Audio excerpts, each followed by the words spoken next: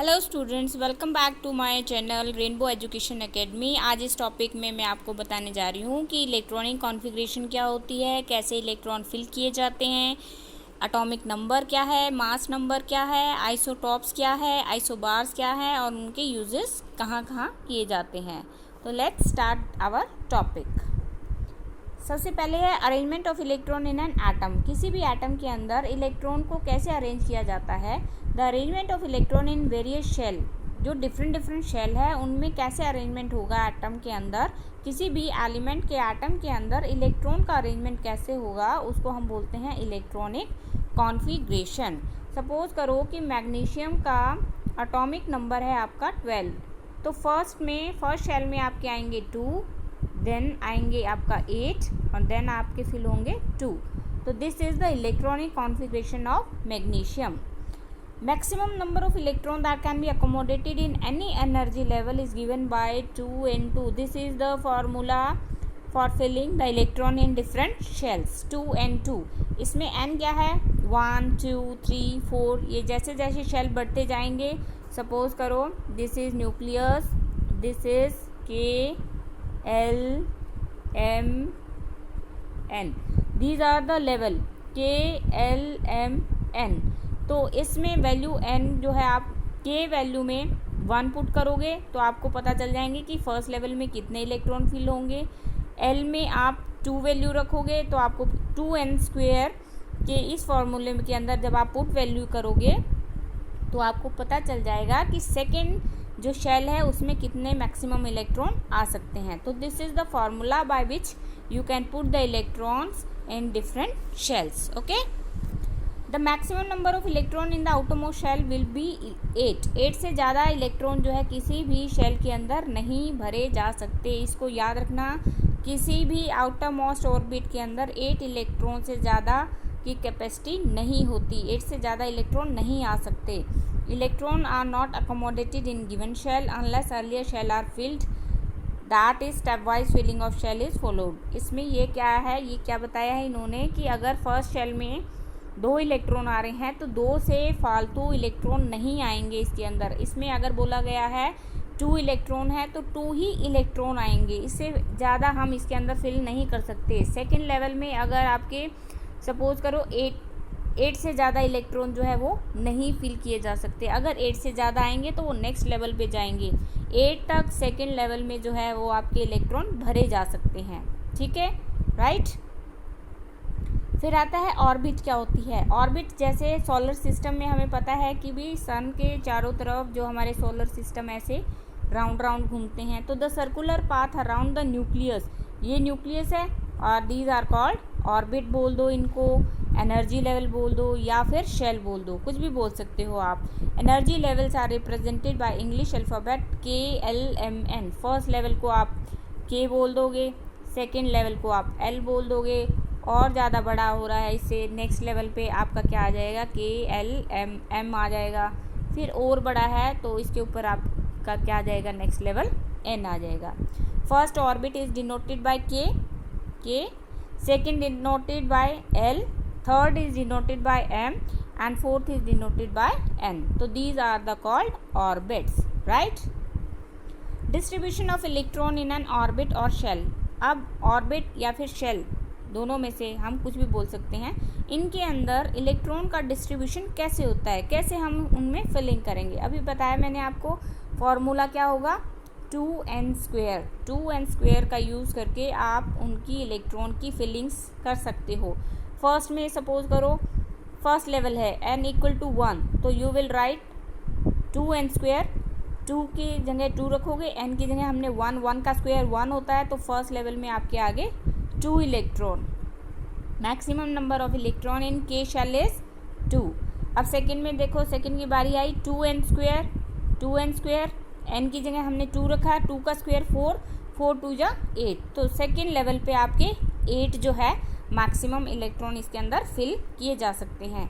So maximum number of electron in L shell is equal to 8। In similar way maximum number of electron in any shell can be calculated. Suppose करो आपका third level है, n की value हम रखते हैं 3 रखेंगे तो 3 का स्क्वायर हमारा कितना हो जाएगा 3 3 जा 9, 9 2 जा 18, तो नेक्स्ट लेवल पे आपके आ जाएंगे 18 electron, right. This is the formula by which you can calculate the number of electron in each shell, 2n², right. Then valence electron. Valence electron क्या होते हैं? जो इलेक्ट्रॉन लास्ट में बच जाते हैं, जैसे सपोज करो मैग्नीशियम है, बता देती हूँ पहले मैं आपको। मैग्नीशियम का एटॉमिक नंबर है 12, फर्स्ट में आगे शेल में आपके 2, सेकेंड में आगे आपके 8, थर्ड में अब जैसे 2 और 8 10 हो गया, और ये है 12, तो बच गए कितने? 2। तो ये जो 2 इलेक्ट्रॉन हैं, ये क्या है कि अपने आप को या अपनी ऑक्टेट कंप्लीट करने के लिए 2 इलेक्ट्रॉन इसके जो लास्ट में बच गए हैं वो 2 इलेक्ट्रॉन दे देगा किसी को, तो वो अपनी ऑक्टेट कंप्लीट कर लेगा। तो ये जो 2 है ये इसकी मैग्नीशियम की क्या हो गई? वैलेंसी हो गई। The electron present in the outermost shell of an atom are known as valence electron. तो ये 2 क्या है? इसके वैलेंस इलेक्ट्रॉन है मैग्नीशियम का। These electron determine the valency of an atom। ये क्या शो करती है कि ये इसकी कितनी वैलेंसी है मैग्नीशियम की? 2।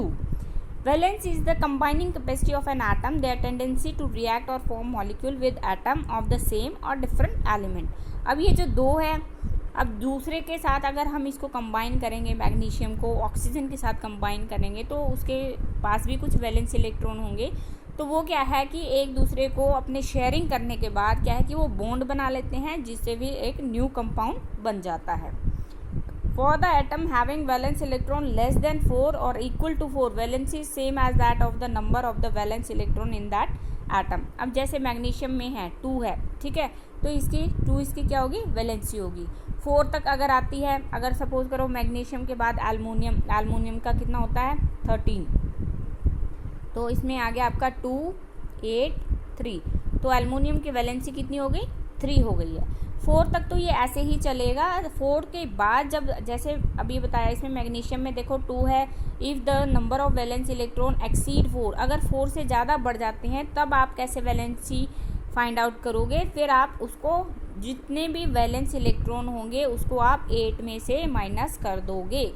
For example valency of oxygen is 2 और 6। अब 6 नंबर जो है वो 8 से क्या है? छोटा है, और 4 से क्या है? बड़ा है। अब 4 तक तो मैंने बोली थी कि 4 तक अगर आता है लास्ट इलेक्ट्रॉन शेल में तो वो उसकी वैलेंसी होगी, बट ये 4 से क्या है? ज़्यादा है। 6 जो है वो 4 से ज़्यादा है, तो हम अब कैसे वैलेंसी निकालेंगे इसकी? इसको हम 8 में से माइनस कर देंगे, तो 8 - 6 = 2। तो valency of atom with 8 valence electron is 0 as they have fully filled valence shell and cannot gain or lose electron to form molecule or compound। जिनके लास्ट में 8 आ जाएगा, जैसे सपोज करो किसी भी आटम के अंदर 8 आ जाता है, ये 2 नहीं आता, तो आपका ये क्या है? कंप्लीट हो गई है, तो इसकी वैलेंसी क्या हो जाएगी? 0। ना ये इलेक्ट्रॉन देगा ना ये इलेक्ट्रॉन लेगा, right. This is the list of the atoms. Look, hydrogen में एटॉमिक नंबर 1 होता है, नंबर ऑफ प्रोटॉन 1 है, नंबर ऑफ इलेक्ट्रॉन 1 है, के शेल में कितने आएंगे? 1, तो इसकी वैलेंसी कितनी हो गई? 1। ऐसे ही देखो नाइट्रोजन का देखो 7 है, number of proton 7, number of neutron 7, number of electron 7, इसकी इलेक्ट्रॉनिक कॉन्फ़िगरेशन हो जाएगी 2 और 5। अब इसमें वैलेंसी कितनी हो गई? 5। देखो 4 से बड़ा है, तो इसको 8 में से माइनस किया हमने, 8 - 5 किया तो हमारी वैलेंसी आ गई 3। अब जैसे नियोन है, नियोन में देखो इसके एटॉमिक नंबर है 10, number of proton 10, number of neutron 10, number of electron 10। अब इसमें फर्स्ट शेल में आया 2, सेकंड में आया 8, तो अब इसमें देखो 8 है, पूरी फील्ड है इसकी, ऑक्टेट कंप्लीट है, ना इसको देने हैं इलेक्ट्रॉन ना इसको लेने हैं इलेक्ट्रॉन, तो इसकी वैलेंसी कितनी आ जाएगी? 0। तो दिस इज़ द लिस्ट। ये आप एटलीस्ट मैग्नीशियम तक इनके एटॉमिक नंबर जो है, इनके सिंबल जो है आपको याद होने चाहिए, सो दैट कि आप इजीली जो है वो इनकी इलेक्ट्रॉनिक कॉन्फ़िगरेशन फाइंड आउट कर सको। देन आता है एटॉमिक नंबर। एटॉमिक नंबर क्या होता है? Atomic number of an element is equal to the number of proton present in the nucleus. जितने प्रोटॉन प्रेजेंट होंगे न्यूक्लियस के अंदर वो उसका एटॉमिक नंबर होता है। इसको डिनोट किया जाता है Z से। Since N atom is electrically neutral, अब प्रोटॉन के पास क्या होता है? पॉजिटिव चार्ज होता है, इलेक्ट्रॉन के पास क्या होता है? नेगेटिव चार्ज होता है। तो क्या है कि एटम क्या हो गया? इलेक्ट्रिकली न्यूट्रल होगा। Thus, number of proton and number of electron are equal. Therefore, atomic number of proton या फिर आप number of electron भी बोल सकते हो. तो जितने नंबर ऑफ इलेक्ट्रॉन होंगे तो वो उसका एटॉमिक नंबर होगा, नंबर ऑफ प्रोटॉन होंगे वो उसका एटॉमिक नंबर होगा. तो एटॉमिक नंबर क्या है? एक्चुअली में number of proton present in the nucleus, right. फिर आता है आपका मास नंबर. मास नंबर को हम डिनोट करते हैं ए से, right. Total number of proton and neutron present in the nucleus of an atom is called mass number. ये न्यूक्लियस है, इसके अंदर जितने प्रोटॉन प्रेजेंट है, जितने न्यूट्रॉन प्रेजेंट है, इन दोनों का जो प्लस है, प्रोटॉन प्लस न्यूट्रॉन, ये दोनों जो है, इन दोनों को मिलके इसका मास नंबर बन जाएगा. And it is denoted by A. The proton and neutron together are called nucleon. ये मैंने फर्स्ट वीडियो में आपको बताया था कि प्रोटॉन और न्यूट्रॉन को कलेक्टिवली बोलते हैं nucleon. The number of neutron present in the nucleus of an atom is represented by N. अब न्यूट्रॉन को किससे डिनोट करेंगे? एन से. प्रोटॉन को किससे डिनोट करेंगे? पी से. मास नंबर को किससे डिनोट करेंगे? ए से. तो mass number is equal to क्या हो गया आपका? Mass number is equal to proton plus neutron. This is mass number of any atom, right. अब आइसोटोप्स के बारे में पढ़ते हैं. आइसोटोप्स क्या होते हैं? Atom of the same element having same atomic number. दो एटम जिनका एटॉमिक नंबर सेम होगा but different mass number are known as isotope. ऐसे दो एटम जिनका एटॉमिक नंबर तो सेम हो और मास नंबर क्या हो? डिफरेंट हो. एटॉमिक नंबर को हमेशा नीचे लिखा जाता है, यहाँ पर एटॉमिक नंबर लिखा जाता है, ऊपर हमेशा मास नंबर लिखा जाता है, राइट. मास नंबर, ठीक है. अब जैसे एग्जांपल में देखो, कार्बन का C12, ये इसका नीचे एटॉमिक नंबर है, ऊपर इसका मास नंबर है. C14 एंड 6 ये एटॉमिक नंबर है, दोनों के सेम है एटॉमिक नंबर, बट इनका मास नंबर क्या है? डिफरेंट है. तो ये दोनों आपस में कार्बन के क्या हो गए? आइसोटॉप्स. हाइड्रोजन में देखो, हाइड्रोजन का एटॉमिक नंबर 1 है, मास नंबर 1 है. सेकेंड वाले में मास नंबर 2 है, एटॉमिक नंबर 1 है. तो एटॉमिक नंबर दोनों के सेम है, तो इट्स मीन ये भी आइसोटॉप्स है. क्लोरीन में देखो, क्लोरीन में 17 है, 17 एटॉमिक नंबर दोनों का सेम है, और ऊपर जो मास नंबर है 35 और 36 है. तो जब एटॉमिक नंबर किसी भी दो एटम का सेम होगा और मास नंबर डिफरेंट होगा तो उसको हम बोलते हैं आइसोटॉप्स. अब आइसोटॉप्स की कहाँ कहाँ यूज़ किया जाता है? आइसोटॉप्स ऑफ यूरेनियम, यूरेनियम के जो आइसोटॉप्स है उसका यूज़ किया जाता है as a fuel in nuclear reactor के अंदर फ्यूल के तरह इसको यूज़ किया जाता है. कोबाल्ट के आइसोटॉप्स जो है वो कैंसर के ट्रीटमेंट में यूज़ किया जाता है. आइसोटॉप्स ऑफ आयोडीन का यूज़ किया जाता है, जो गॉइटर हमें पता है ना, जो हमारे गले में जो डिजीज़ हो जाती है गॉइटर, आपने देखी भी होगी, किसी की ना कितनी बड़ी बड़ी सी हो जाती है, बहुत ज़्यादा ही एक्सटेंड हो जाती है, तो वो गॉइटर डिजीज़ की वजह से हो जाती है. तो उसके ट्रीटमेंट में आइसोटॉप ऑफ आयोडीन का यूज़ किया जाता है. कई बार ये आइसोटॉप्स के यूजेस के बारे में पूछ लिया जाता है वन वर्ड में कि आयोडीन का आइसोटॉप का यूज़ कहाँ किया जाता है, आइसोटॉप ऑफ कोबाल्ट का कहाँ यूज़ किया जाता है, या फिर आप 3 यूजेस ऑफ आइसोटॉप्स के बताओ. तो ये इस तरीके से भी क्वेश्चन जो है पूछा जाता है. फिर आता है हमारा आइसोबार.